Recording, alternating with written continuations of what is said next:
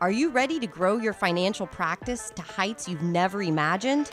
You're listening to the Elevated Advisor Podcast with your online business mentor and host, David Scranton. Each week, you'll learn Dave's secrets that have helped him become one of the most successful financial advisors in the country. So are you ready to become an elevated advisor? The Elevated Advisor Podcast starts now. Do you think sometimes you might have limiting beliefs as to what's possible in the financial service industry, or maybe you need to stretch your vision a bit as to what's attainable? Well, today's guest is going to help you do just that. It's a nearly 40-year veteran of the financial service industry, Erin Botsford from Dallas, Texas. Erin, great to have you here on the Elevated Advisor Podcast. Great to be here. You start with telling just our listeners a little bit about your background in financial services and right up to today, what you're doing today after you sold your practice. So like you, I was raised in poverty, and I married a fighter pilot. We moved 17 times in the first 14 years we were married. And we were living in Germany. We came back from Germany, and I was in Panama City, Florida. I walked into a stock brokerage firm looking for a job as a secretary. And he said, I'm going to make you a stockbroker. And keep in mind, I didn't know the difference between a stock and a bond. I'd never heard of a mutual fund, but I was young, my mid-20s. I was like, okay. So they sent me to 3 weeks of training, and I came back and I just virtually swam upstream. I feel like a salmon swimming upstream for a lot of years. Really between 7 and 10 years, I finally went to my branch manager. I said, I'm done. I just wanted to go get a job. I thought, making $50,000 a year would be a lot easier and more predictable than what I was going through. And he said, why don't you go get some business coaching? And so I decided to do that. And in the third year, the 12th session, I was paired up with a guy who happened to be in our industry. And we were about the same age as well. And he had gone from 300,000 to 3 million in 3 years. Mm-hmm. And I was like, did I miss a coaching session? I mean, I was just flabbergasted. So I asked him, I wanted to buy a few hours of his time. He was so gracious. He said, why don't you come spend the day with me and my team? So I actually made my husband come with me because I just knew there was going to be a big cost to getting results like that.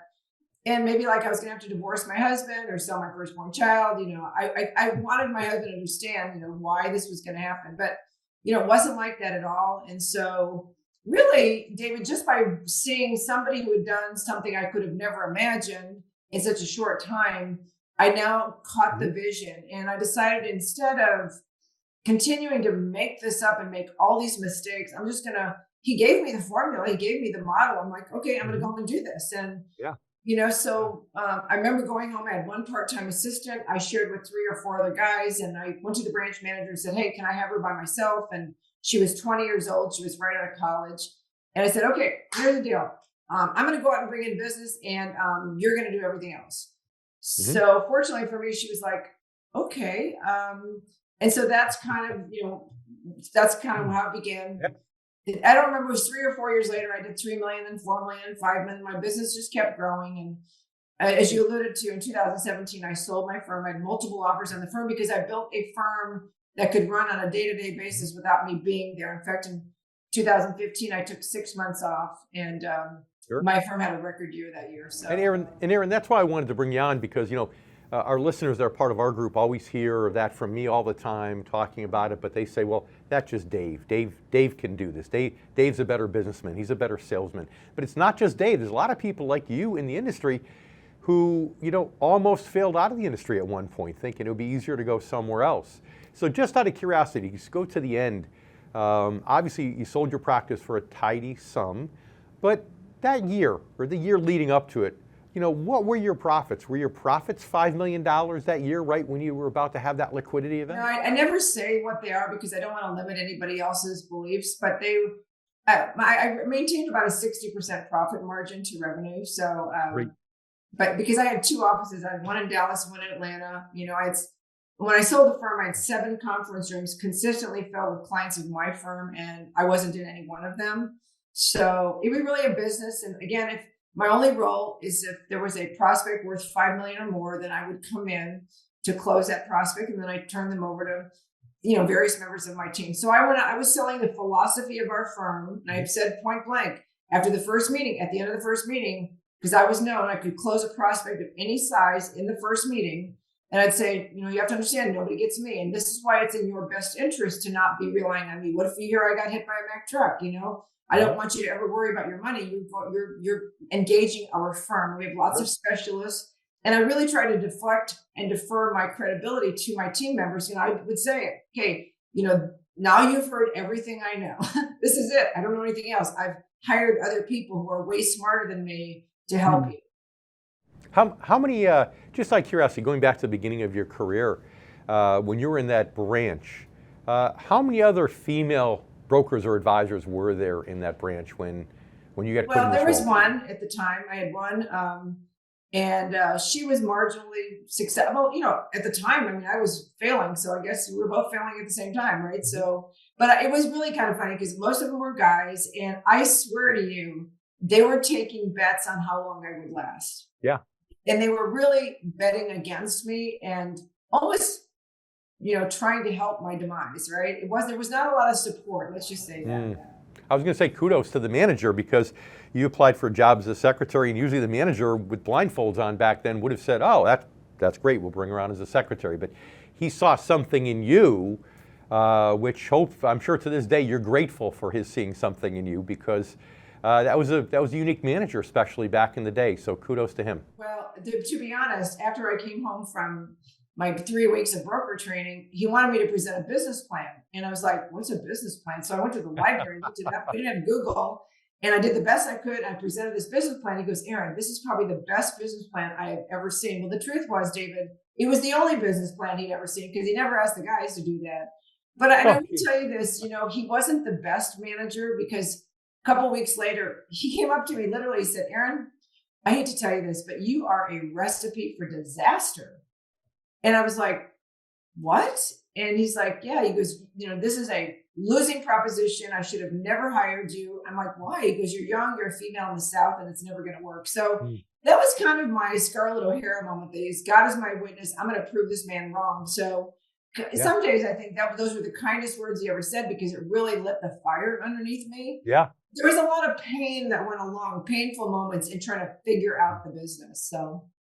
Well, it's, for someone who grew up in poverty, as you mentioned, it's, sometimes that's what you need to get that little extra chip on your shoulder to be successful in this business.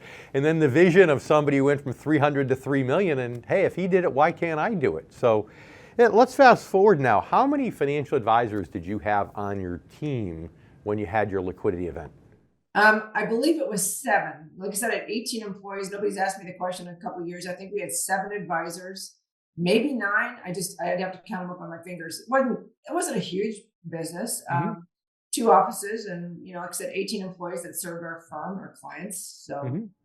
And how'd you get them in front of people? Like, how did you market yourself? Talk to us a little bit about that, because that's always, to go from 300 to 3 million in just a few years. That's fascinating, right? So. Well, one of my students asked me that question last week, and it's really funny, because it's like he's trying to look for all the reasons why he can't do that. And I'm like, okay, and you and I both know it wasn't 300,000 to 3 million in 2 years. It was 13 years of hard work, right? Yeah. And I was doing 6 seminars a month, with no internet invitations. And I mastered the art of public speaking, because I wanted to be prepared in the event I got a chance to speak to a large group. And I had many of those, because I was prepared. And so you never really go from 300,000 to 3 million. It's just, you're prepared when opportunity arrives, you're prepared to seize on it. Right.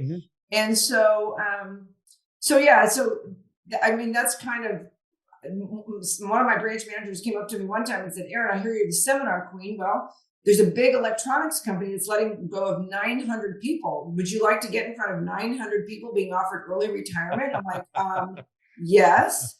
And so I did 3 seminars with 300 people in each one, and they were standing around the room, to make appointments with me. So I was prepared in the case that an opportunity arose, right? So I wasn't sitting on my hands waiting for something to happen and then trying to figure it out. I always was preparing myself. In fact, I'll tell you that after my one day with Paul, the other thing that I did was I came home, and by this time, all my clients were massive, low net worth, but they there were people that I felt comfortable with, military officers, And so I wanted to work with high net worth, ultra high net worth people, but like from my background, I couldn't even imagine having a conversation with them. So I hired an attorney to come in, and she came to my office every Monday for an entire year to teach me about the issues, the problems, the things about my ideal client, these high net worth people. And you'll be interested to know, David, that I opened up this training. I was going to pay her, but I opened up this training to every other advisor in the branch. And guess how many showed up for those trainings? I can only imagine it's got to be pretty close to zero. It was zero. So that's what I'm saying. It's like, okay, I invested in myself. I did the work in the hopes that it would pay off, right? Now, I didn't wait for a payoff to come and then try and figure it out. So I think that's what a lot of advisors are not willing to do, is invest in themselves and do the work. And I think between you and I, what I'm trying to do is inspire them that it can be done, but it does require intention. And I try and share, with advisors, like, what did my life look like when I was making $1 million a year? What did it look like when I was making $3 million a year? I mean, I had a private driver that drove me in a limousine all over the place. I had a house manager to take care of everything in my home, in my condo in Atlanta. By the time I was reaching $5 million a year, I was taking 6 months off. And so, but I knew what I wanted. I saw it in Paul's office. This is what I want. And really, it was just backing into how to get there and being prepared for opportunities. And now that I've trained thousands of advisors, what's really cool for me is they're doing it faster than I did, because they have the model, right? Just follow the formula. And I just love that it does work. It's not rocket science, but it does take intention. You need to know where you're going, right? It's like a map, right? What's the difference? California, get on the right road, right? So Erin, what's the difference between you and some of the people in your office that didn't sit with that attorney? What's the difference between some of the people in your training that are using it and getting to the next level versus some that get an idea and but don't really use your program? Is it just having something to prove because of your background? Is that the biggest component? I mean, what else? Oh, I think the big problem in our industry is that it's not really hard to get to a place of personal comfort. A lot of us can make $200,000-$300,000, whatever the number is, and they have their own home, they have 2 cars, they can put their kids through college. And I will tell you, one of the exercises Paul gave me, and I did on the way home, was to figure out if I had $10 million in my bank account, what would I do with it? And so I believe you have to have a big enough why in order to do the work. And, you being from a poor background, me being from a poor background, I'm one of 6, my husband's one of 5, everybody poor. So I wrote out things like, well, if money was not an issue, I wanted to take all of my family members on a fabulous trip every 5 years. Well, when I wrote that, I mean, I had no capacity to do that whatsoever, but in the last 20 years, I've taken all of my family members on a trip every 5 years. The last time we took 77 people on a trip. Yeah. I wanted to put all of my nieces and nephews through college. I did that. And I also, my husband and I, we started, we found an orphanage in 2009. We're on safari, and we've been supporting 500 orphans since 2009. We're the primary support for 500 children who have no moms or dads. And I'm happy to say last year, 2023, we're able to take on another 5,000 children who have no moms or dads because of the success of my training company. So I believe that if you can have a big enough why, you'll notice I wear this pendant. It's a leopard or a cheetah, whatever it is. And I wear it whenever I'm doing this, whenever I'm working, to remind me of the purpose of my life. If I'm not successful, there's 5,500 children who will pay the price for me being lazy, for me not showing up, right? Yeah. So I believe that in order to really take it to the next level, whatever that is for somebody, if you have a big enough why, it will propel you to do that which is necessary to get there, because the steps are not hard. You just have to be intentional. And I think having a big why, this is what I would do with the money. If it's all about you and your own personal comfort, I don't think that'll ever be a big enough driver to do what it's necessary to become a superstar. Yeah, if you have a big enough why, you'll figure out the how.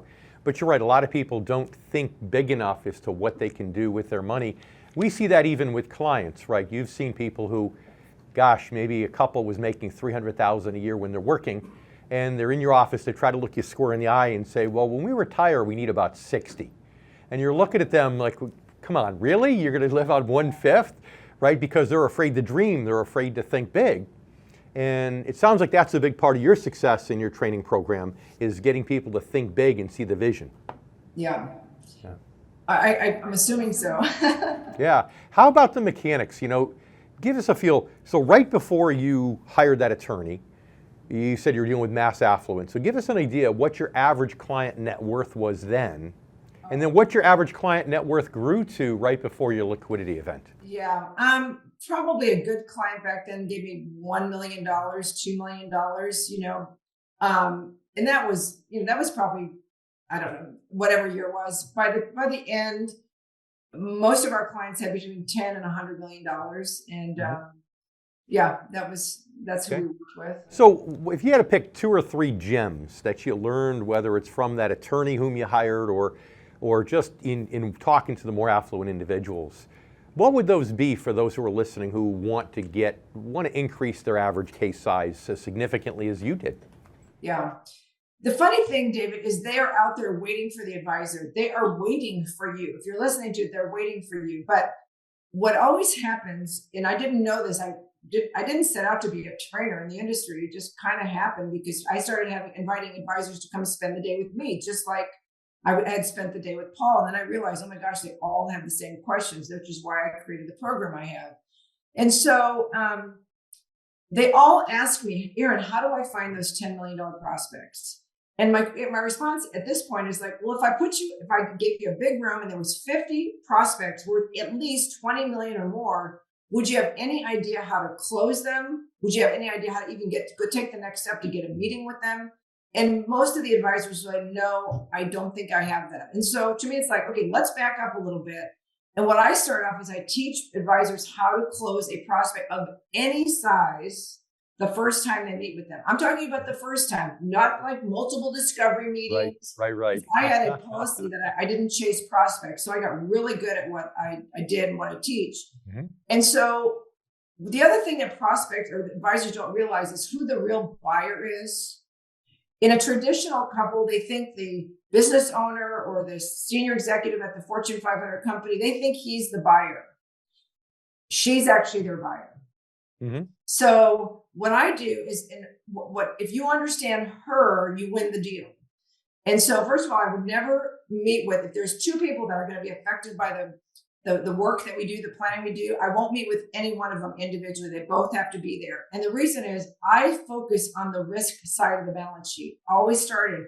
And I'm not talking about risk meaning life insurance. I'm talking about how are their assets titled? How is the money distributed to their children? I've 22 lanes to go down on the risk side of the balance sheet.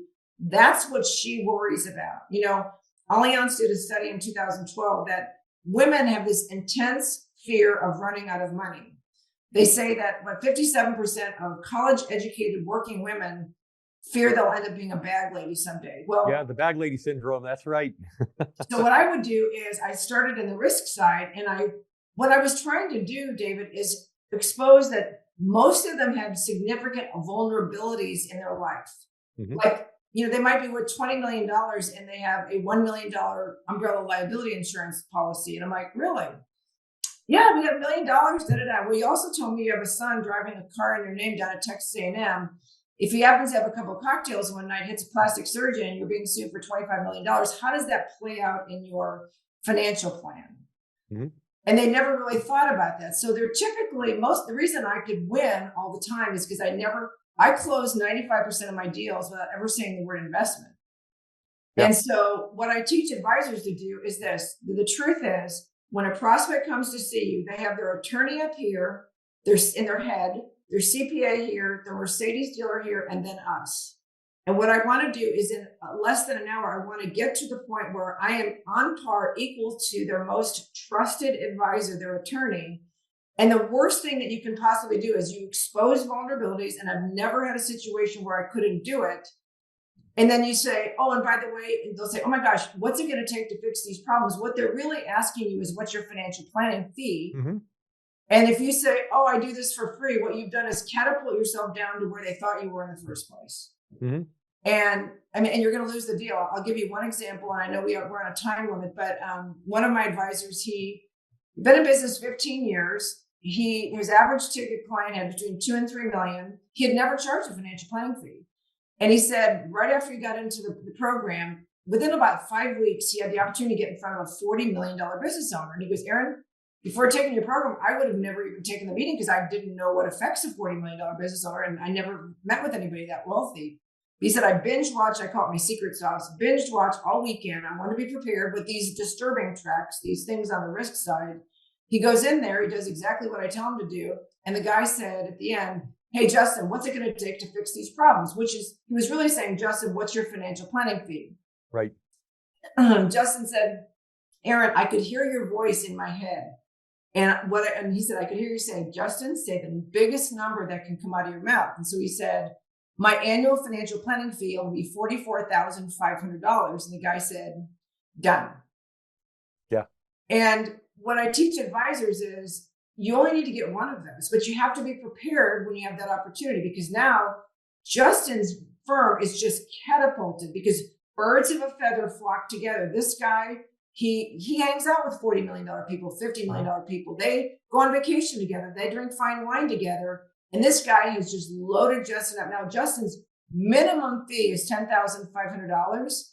Justin doesn't meet with any of his, I mean, this is 2 years ago. Within 2 years, he doesn't meet with any of his existing clients anymore. He sells the philosophy of his firm just exactly like I taught him. And, you know, I mean, it's just like magical. And so, that's a great success story. You know, I heard two takeaways here. Getting back to my question, I heard, okay, number one is when you're dealing with affluent individuals, make sure both decision makers are there. Don't, you know, which I tell people, don't let the extra zeros cloud your judgment. Oh, he built the business, he's the decision maker. You and I know that's bull. So that's a great takeaway, number one. And number two is a lot of people think that the more affluent the person, the less risk averse they are. And that's not necessarily true, because there's lots of risks. Investment risks are part of it, but you know, you just came up with some scenarios where there are other risks to everything they've saved and achieved vis-a-vis a car accident. So two good takeaways. Thank you. Real quick before we do run out of time, if you had to give me two good takeaways, maybe learnings that you've had in building a multi-advisor practice, what would the two most important things be in terms of how to build that practice properly? Well, it's hard. Two takeaways is harder, but you know what I did? I had a 3-step system where I would have an advisor shadow me for a year, get their licenses, and then in year 2 we would do the handoff. And so this is really good. If you get a pencil out, the first meeting in year 2, I ran the meeting, and I just kept kind of forgetting things and deferring to my advisor, right? In the second meeting, we just switched seats, and the advisor ran the meeting, and I just sat there with my arms folded. And the third meeting, I was conveniently late. And so in that third meeting, I would come in around the 45-minute point, and I would look for a signal. And if everything was going great, the advisor would take his pen and put it on the right-hand side of his piece of paper. And I'd say, oh, you know, hey, you guys know how are the kids? And I could leave. If the client had come up with some kind of objection or whatever, he would take his pen, lay it on top of this piece of paper, which means I could use a little help. And so I'd look for the signal, and then I'd say, so what have you guys been talking about? I'd pull up a chair. The advisor could come say, well, we were recommending that they buy an XYZ, and they had some questions about that. Oh, really? What are your questions? And I could overcome the objection. So, I mean, that's the biggest worry that advisors have, is that these other advisors, these second-tier advisors, are going to go in and screw up the relationship. But we would always we would transfer all of our C and D clients in year 1, year 2, the B clients, and finally year 3 and beyond, A and A+ clients. So it took 3 years to transfer all the clients, but it was worth it. Well, what I'm hearing is you have the right blend of training and adding value, but also ultimately letting go. And I find that two advisors who try to build a multi-advisor practice make two mistakes. Some are control freaks, they're micromanagers, they don't let go enough. And some think that the advisor they hired is a mind reader and immediately somehow is magically going to learn their system without the proper training. So you've developed a great way, a little bit like the frog in the boiling water, doing some training, you do most of it, they do a little bit, they do more of it, you do less, and eventually you're conveniently late. So it's a great mix of training, but also letting go. In the few minutes we have left, Erin, would you mind just telling us just a little bit about your training program that you're utilizing right now? And I don't even know if you have room for more seats, but I'd like to get it out there because it sounds like you and I are very philosophically aligned with what we teach. Yeah. Yeah. And like I said, so my training program, you just go to erinbotsford.com and you can look it up. We have free strategy sessions. And so you just book a strategy call and find out, what your current challenge, if we have a solution for the current challenge. So we're not a great fit for everybody, but we've now trained several thousand advisors. I want to leave with one point though, David, and that was this. Getting this right is so important because your business is the single greatest asset that you have. There's no 401k, there's no investments you're going to make that are going to equal what you can, with a check that somebody's willing to write you if you build it correctly. And the case in point was the day I sold my firm, the buyer of my firm bought another woman's firm, and she had about the same amount of assets under management as I did. She had a team. I guess she hadn't empowered them, but she had two big things going against her. One, all of her clients expected and depended on meeting with her. And two, she had a massive stroke, so she had to sell. So she ended up getting 25 cents on the dollar compared to me. And I say to my advisors, is that something you'd be proud of? Like, you're going to go home and say, honey, guess what? I got 25 cents on the dollar compared to what I could have gotten had I been intentional about building this business. And so I really want that to hit home with your advisors is, I always say, let's begin with the end in mind. What do you want to have happen on that last day? And then now let's back into what the business needs to look like to get that big check or leave that business to your son or daughter or whatever it is. So, that last day is going to come. What happens on that last day is going to be solely dependent on what you do today and tomorrow, right? So I love it. So step one is get the vision, right? Get the vision, find the vision. I don't care if you have to go to conferences, wherever, find that big advisor that's out there and find out what they do. If one person could do it, then there's no reason that you can't do it if you do the same things.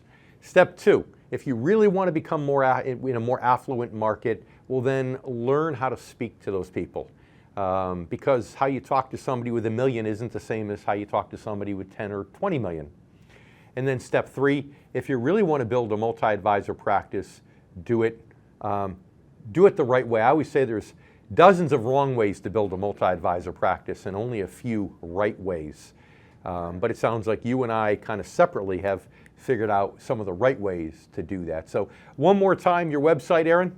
Yeah, at www.erinbotsford.com. And they can go, there's lots of testimonials. They can book a strategy call. We have trainings. Once a month, we do a live training. And just get on we send out Wednesday Wisdom. I post to LinkedIn a lot. So we're here and we are transforming advisors' lives. And I'm super grateful to be able to do that. I love it. And I'm not going to ask you how much it is for the training because I know you're going to give me the biggest number that can come out of your mouth and I don't want that to happen. So with that in mind, Erin Botsford, once again, thank you very much for being here with us today on the Elevated Advisor Podcast. Great to be here. Great. All right. And that's it for this week's episode of the Elevated Advisor Podcast. I'm David Scranton and we'll look forward to being back with you next week. You have been listening to the Elevated Advisor Podcast. If you enjoyed this episode, please subscribe and share it with your colleagues. If you would like to talk about elevating your financial firm, reach out to us at theelevatedadvisorpodcast.com. Investment advisory services offered through Sound Income Strategies, LLC, an SEC-registered investment advisory firm. Sound Income Strategies, LLC, and the Retirement Income Source, LLC are associated entities.